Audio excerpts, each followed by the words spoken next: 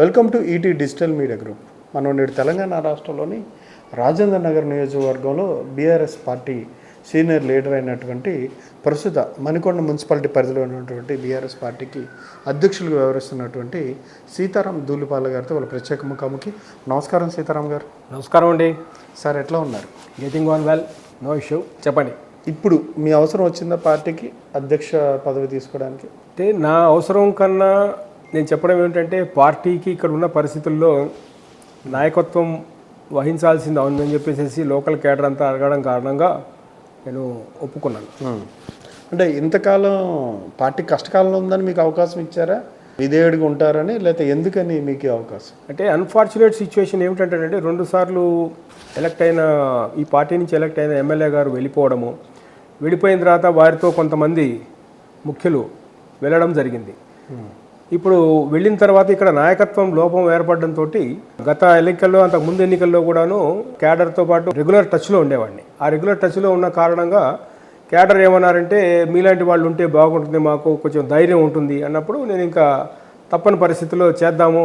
కొంతమంది అనొచ్చు, కొంతమంది అన్నారు కూడా, మీకు ఇంత చిన్న పోస్టా పెద్ద పోస్టా కాదు. మణికొండ అనేప్పటికీ ఏంటంటే ఇది ఒక మల్టీ ఫేటెడ్ ఏరియా. ఎందుకంటే ఇది ఫైనాన్షియల్ డిస్ట్రిక్ట్లో కొంత పార్ట్ మణికొండలో ఉంది. ఇక్కడ ఎడ్యుకేటెడ్ పీపుల్ ఎక్కువ ఉన్నారు, సెటిలర్స్ ఎక్కువ ఉన్నారు, నార్త్ ఇండియన్స్ ఉన్నారు. సో ఇట్లాంటి పరిస్థితుల్లో కొంత మనము జనాన్ని ఎడ్యుకేట్ చేయాల్సిన అవసరం కూడా ఉంది. అందుకనే ఉద్దేశంతో ఇది పెద్ద ఏరియా, పేరుకి మున్సిపాలిటీ అయినే కానీ బట్ ఏరియా వరకు వచ్చేటికి చాలా పెద్ద ఏరియా. సుమారు ఎంతమంది ఉంటారు ఓటర్స్ ఇక్కడ? అంటే లాస్ట్ టైం ఎలక్షన్స్ ప్రకారము చూస్తే 65,000 ఉన్నారండి ఓటర్స్. బట్ అదర్వైజ్ పాపులేషన్ ఏంటంటే చాలామంది ఓటర్స్ ఎన్రోల్మెంట్ కూడా జరగలేదు. దాదాపు 2 లక్షల మంది పైనే ఉన్నారు జనాభా ఇక్కడ. ఈ మధ్యకాలంలో ముఖ్యంగా ఈ financial district side number of apartments వచ్చినాయి, నంబర్ ఆఫ్ పీపుల్ వచ్చినారు. దానికి తగ్గట్టుగా ఎన్రోల్మెంట్ జరగలేదు. ఆ ఎన్రోల్మెంట్ జరగనందుకు మీకు ఓటర్స్ శాతం తక్కువ కనబడుతుంది. హార్డ్లీ 65,000 to 70,000 వరకు ఎన్రోల్ అయి ఉన్నారు. బట్ అదర్వైజ్ పాపులేషన్ వైజ్ చూసుకుంటే 2 lakh. ఇదే మున్సిపాలిటీ సెన్సస్ ప్రకారం చూసుకుంటే 25,000. ఎందుకంటే 2011లో 25,000 ఉండింది, అదే కంటిన్యూ అవుతుంది. ఈరోజు కూడా 25,000 కేటగిరీలోనే ఉంది స్టిల్. బట్ ఇక్కడ ఓటర్సే, అంటే ఇది ఒక మున్సిపాలిటీ కాదు, ఒక చెప్పాలంటే చిన్న నియోజకవర్గం. ఎస్, ఒక నియోజకవర్గం. ఆ నియోజకవర్గానికి పార్టీలో ఎమ్మెల్యే గారు వెళ్ళిపోయిన తర్వాత పార్టీలో అందరూ వెళ్ళిపోయారా, లేదా ఇంకా మిగిలి ఉన్నారా? ఇక్కడ మణికొండ మున్సిపాలిటీ వరకు కానీ తీసుకుంటే ముఖ్యమైన వాళ్ళు 3-4 లీడర్లు తప్పిస్తే క్యాడర్ మొత్తం ఇక్కడే ఉంది. టోటల్గా క్యాడర్, పార్టీ క్యాడర్ మొత్తం ఇటే ఉన్నారు. వెదర్ లేడీస్ కావచ్చు, జెంట్స్ కావచ్చు, క్యాడర్ అంతా ఇటే ఉంది టోటల్గా. నాయకులు మాత్రం వెళ్ళారా? అంతే.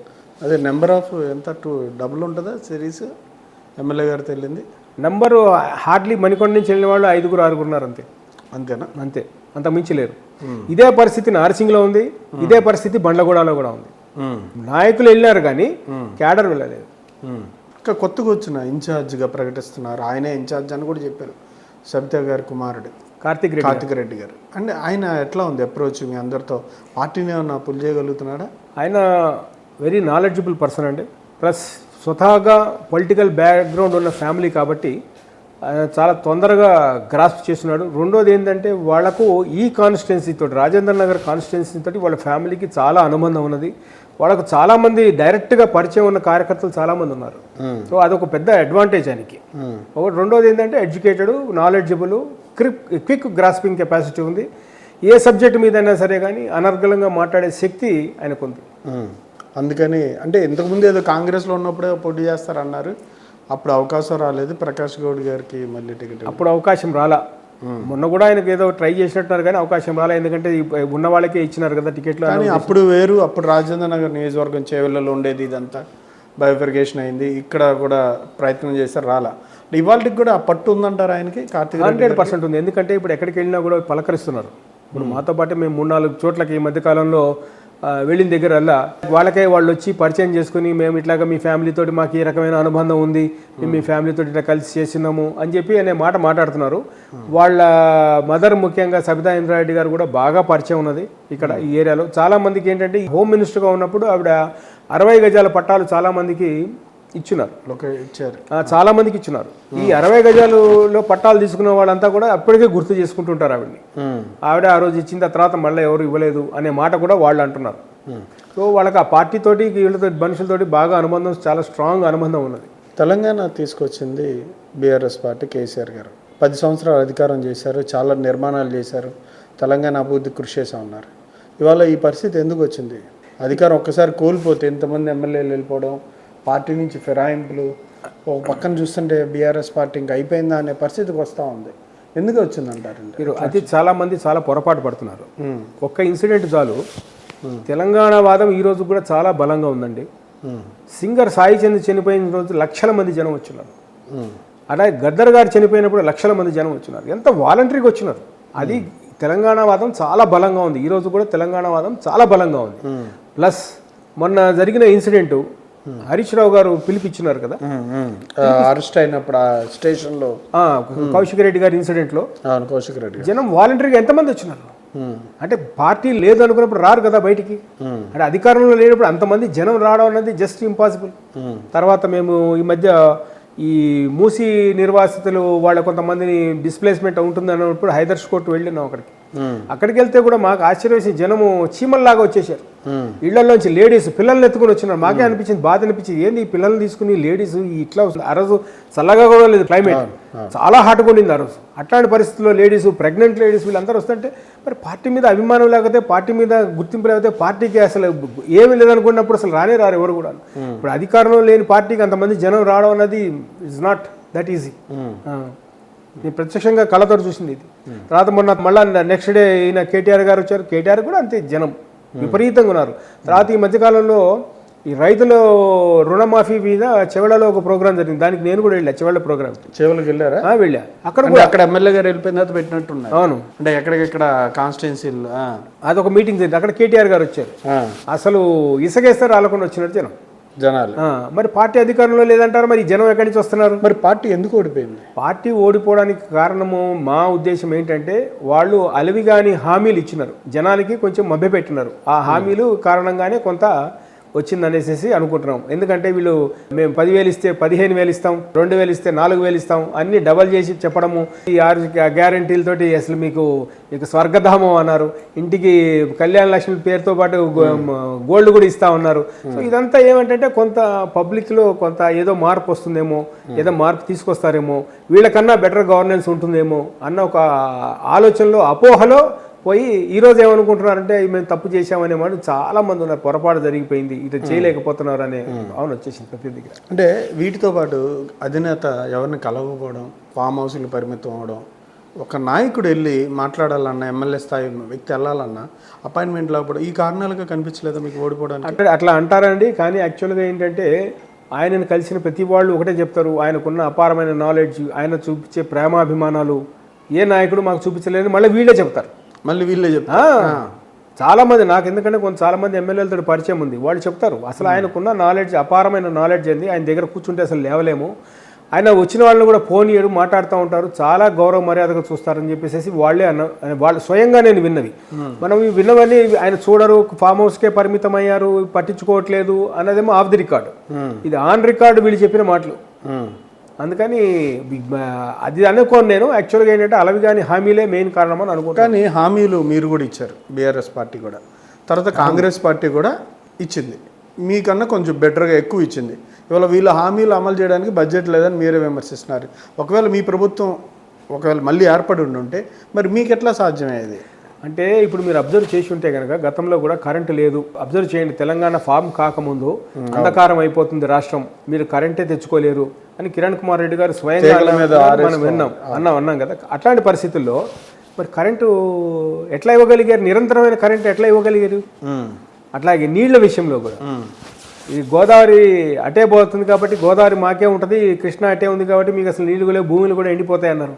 అట్లాంటిది ఈరోజు ఎక్కడ చూసినా కూడా ఎట్లా పాసిబిలిటీ అయింది అంటే ఏంటంటే when there is a will there is a way.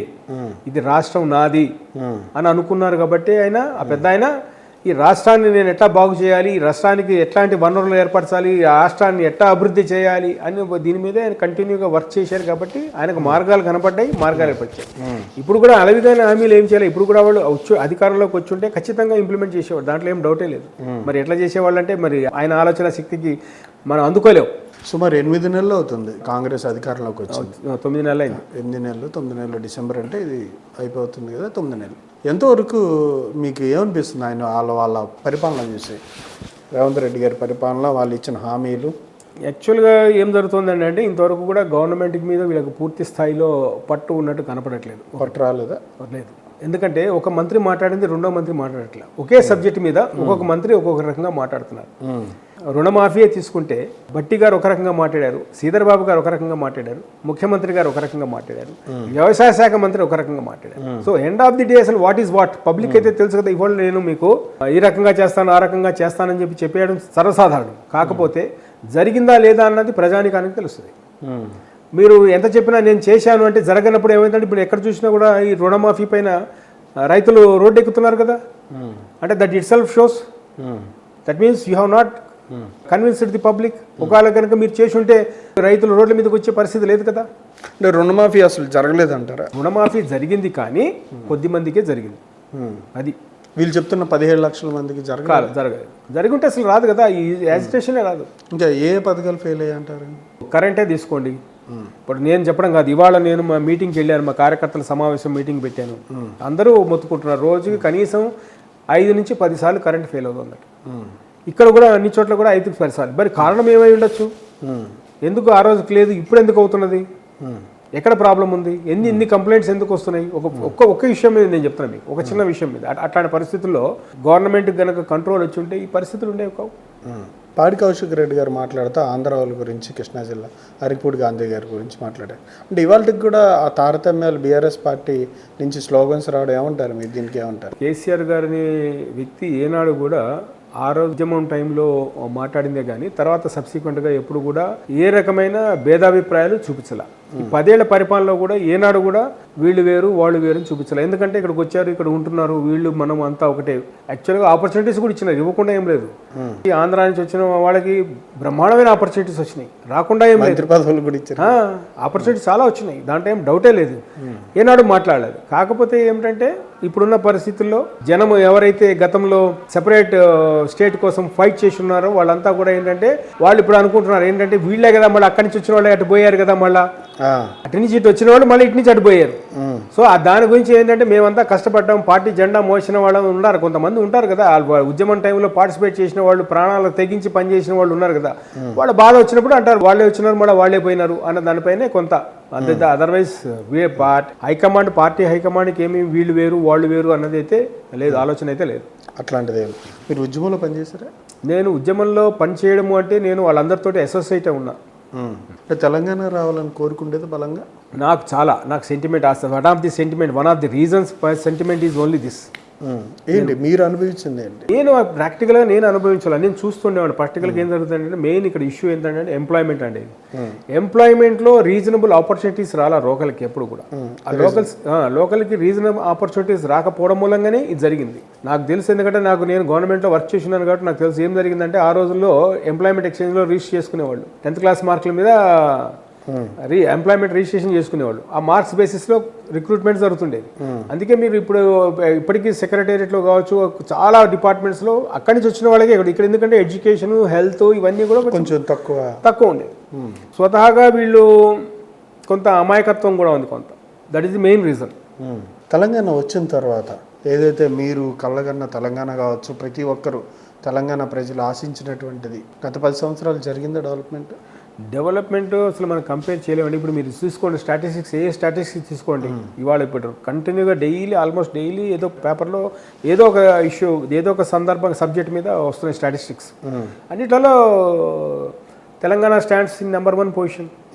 That it self is a development. What more we want? మీకు నేను చెప్తుంది కాదు, మీరు చెప్తుంది కాదు, ఇది కేంద్ర ప్రభుత్వం నుంచి రిలీజ్ చేసే స్టాటిస్టిక్స్లో క్లియర్గా చూపిస్తుంది. ఫుడ్ గ్రెయిన్స్ కావచ్చు, ఉద్యోగాల కల్పన ఇప్పుడు యాక్చువల్గా ఏం జరిగిందంటే ఇక్కడ నేను పార్టీ పరంగా మాట్లాడలేదు, ఇక్కడ నా ఇండివిజువల్ ఒపీనియన్ చెప్తున్నాను. ఇక్కడ అసలు యాక్చువల్గా ఏ పార్టీ అయినా సరే రాజకీయ పార్టీలు ఈ ఎంప్లాయ్మెంట్ ఇష్యూని అసలు తీసుకురాకూడదండి. ఎందుకంటే కారణం ఏమిటంటే మీకు 1991 తర్వాత అంతా ప్రైవేట్ సెక్టర్, ఇన్వెస్ట్మెంట్స్ అన్ని ప్రైవేట్ సెక్టర్, గవర్నమెంట్లో తగ్గుకుంటూ వస్తున్నాయి.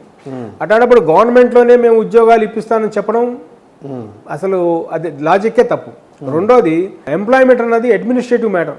ఎవ్రీ 6 months వేకెన్సీ పొజిషన్ తీసుకుని అవసరాన్ని బట్టి రిక్రూట్మెంట్ జరుగుతుంది. దానికి మేము అన్ని ఉద్యోగాలు ఇస్తామని చెప్పడం కేంద్ర ప్రభుత్వం చేస్తున్న పని, రాష్ట్ర ప్రభుత్వాలు కూడా చేస్తున్నాయి. అది కరెక్ట్ కాదు. దాంతో ఏంటంటే గవర్నమెంట్ ఉద్యోగం రాకపోతే వాడు బతకలేడేమో అనే ఒక ఇన్సెక్యూరిటీ భావం ఏర్పడుతుంది. ఉద్యోగాలు రాకపోయేటప్పటికి గవర్నమెంట్ ఉద్యోగం రాలేదే అని ఒక ఇన్సెక్యూరిటీ భావం. ఈ రోజు ప్రైవేట్ సెక్టార్లో ఉన్న ఎంప్లాయ్మెంట్ ఆపర్చునిటీస్ ఎక్కడ లేవు. మీకు బెటర్ బార్గెనింగ్ పవర్ ఉంది ఎంప్లాయ్మెంట్ ఆపర్చునిటీస్ మీ ప్రైవేట్ సెక్టార్లో. మీరు ఎక్కడ కావాలంటే అక్కడ చేరొచ్చు, ఎక్కడ కావాలంటే అక్కడ ఉండొచ్చు, ఇక్కడ కాకపోతే అక్కడ, అక్కడ కాకపోతే ఇక్కడ. ఇప్పుడు ఇదివరకు ఏంటంటే గవర్నమెంట్లో చేరితే ఏంటంటే వాడు ట్రాన్స్ఫర్ కోసం వెయిట్ చేయాలి, వాడు కావాల్సిన పోస్టింగ్ రావాలి, ఇదంతా చాలా అవస్థలు పడుతున్నాడు. మీకు ప్రైవేట్ సెక్టార్లో అవసరం లేదు, నాకు ఇష్టం లేదు, నేను ఈ కంపెనీ చేయట్లేదు, ఇంకో కంపెనీలో నాకు రెడీగా ఉంటుంది ఉద్యోగం. ఉద్యోగాలకి కొదవలేదండి ఎక్కడ కూడాను.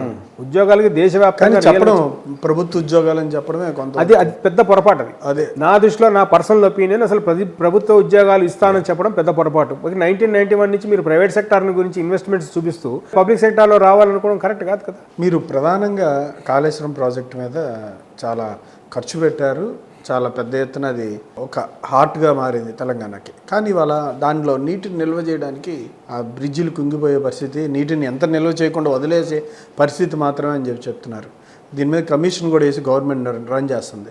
దీని మీద మీరే ఉంటారు మరి? ఒక మేడిగడ్డ బ్యారేజ్ విషయంలో ఒక పిల్లర్ ఏదో కుంగింది అన్న దానిపైన సభ్యులు, కానీ అదర్వైజ్ ఇప్పుడు ఈ మధ్య కాలంలో రీసెంట్గా కూడాను మిడ్మానేర్ కావచ్చు, కాళేశ్వరం కావచ్చు, పోచమ్మ సాగర్ కావచ్చు, ఎక్కడ చూసినా కూడా, ఎక్కడికి వెళ్ళినా కూడా వాటర్ రిటైన్ అయింది. ఆ వీడియోస్ పెట్టినారు కదా, వీళ్ళు వెళ్ళి అక్కడికి వెళ్ళి ప్రత్యేకంగా హరీష్ రావు గారు, కేటీఆర్ గారు వెళ్ళి సందర్శనకి వెళ్ళారు. కానీ వాటర్ రిటైన్ అయి ఉంది. వాటర్ రిటైన్ ఏముంది? వాటర్ రిటైన్ కాకుండా ఏం లేదు, వాటర్ వదిలిపెట్టలేదు. వాటర్ రిటైన్ ఉన్న వీడియోసే వాళ్ళు పెట్టినారు ప్రత్యక్షంగా. సో అట్లాంటప్పుడు అవి కొట్టుకుపోయాయి అని చెప్పడం మటుకు అది ఒక యాక్చువల్గా ఏమైపోయిందంటే సోషల్ మీడియా యాక్టివ్ అయ్యేటప్పటికీ నెగిటివ్ మ్యాటర్స్ అన్ని చాలా ఫాస్ట్గా మూవ్ అయిపోతున్నాయి. నిజం తెలిసేలాగా అబద్ధం దేశం అంతా చుట్టూ వస్తుందని ఏదో సామెత ఉంది కదా, అట్లాగే ఏంటంటే నెగిటివ్ ప్రాపగాండా చాలా ఫాస్ట్గా, మనుషులకు కూడా అంతే. నెగిటివ్ ప్రాపగాండా తొందరగా ఎక్కుతుంది, పాజిటివ్ తొందరగా ఎక్కదు, నెగిటివ్ తొందరగా ఎక్కుతుంది ఎప్పుడైనా కానీ. అంటే దానివల్ల అదైతే ఎంత మంచి డాక్టరే ఉన్నాడు అనుకోండి, ఒక చిన్న పొరపాటు ఏదో దొరుకుతుంది అనుకోండి, ఈ డాక్టర్ ఇట్లా చేసాడు అట్లా చేసాడు అని డాక్టర్ ఉన్న మొత్తం డాక్టర్ పరువు తీసేస్తారు, ఆ డాక్టర్ మంచి అంతా పోతుంది. అది పరిస్థితి. ఈ మూసీ ప్రక్షాళనకు సంబంధించి మీ గవర్నమెంట్లోనే గతంలో మాట్లాడారు. ఈ గవర్నమెంట్ చేస్తున్నప్పుడు FTL పరిధిలోకి సంబంధించి మీరు గమనించిన లోపాలు ఏంటి? గత ప్రభుత్వంలోనే మూసి వాళ్ళ ఆలోచన ఎట్లా ఉండిందంటే, ఫస్ట్ వాటర్ ఏదైతే డ్రైనేజ్ వాటర్ వెళ్తుందో వాటిని ట్రీట్ చేసి,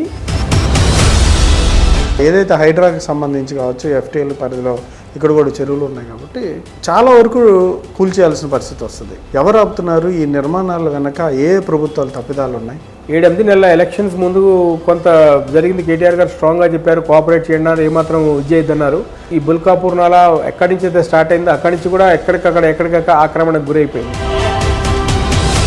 మరి వీటన్నిటి పరిష్కారం ఏంటి? రేపు పొద్దున ఫ్యూచర్లో భవిష్యత్తు మనమే మాట్లాడుకుంటున్నాం. ప్రపంచవ్యాప్తంగా ప్రకృతి ఏ నిమిషం ఎట్లా ఉంటుందో తెలియదు. సమస్య వచ్చినప్పుడే తెలుసు ఇంత పెద్ద సమస్య వస్తుంది. ఇవాళ మా మీటింగ్లో కూడా చెప్పింది ఏంటంటే, Manikonda is going to face 2 problems. One is water scarcity. అదే హరీష్ రావు గారికి మీకు ఎట్లాంటి అనుబంధం ఉంది? ఆయన అంత క్లోజ్గా ఎట్లా? హరీష్ రావు గారు ప్రతి వాళ్ళని కలిసేవాడు. ఆయన ఎవరు వెళ్ళినా సరే కలిసేవాడు. జనంలో ఉండడం, జనంతో కలిసి ఉండడం ఎప్పుడు. కేటీఆర్ గారు, హరీష్ రావు గారు అనుకుంటే ఇద్దరిలో ఒకరు వ్యాఖ్యానించారు, త్వరలోనే కాంగ్రెస్ ఉండదు, మళ్ళీ మేమే అధికారులు. అంటే అదేనా కారణం ఇవాళ కాంగ్రెస్ పార్టీ మీ అందరు ఎమ్మెల్యేలు జాయిన్ చేసుకోవడానికి? వెళ్ళిన వాళ్ళు ఎంతమంది? 10 మంది. 10 మందిలో కూడాను ఎవరు అఫీషియల్గా అనౌన్స్మెంటే లేదు ఇంతవరకు. అసలు కాంగ్రెస్ పార్టీ విధానం ఏమిటి? మేనిఫెస్టో ప్రకారము వాళ్ళకి ఆ పార్టీలో ఎవరైనా చేరాలంటే. Thank you sir.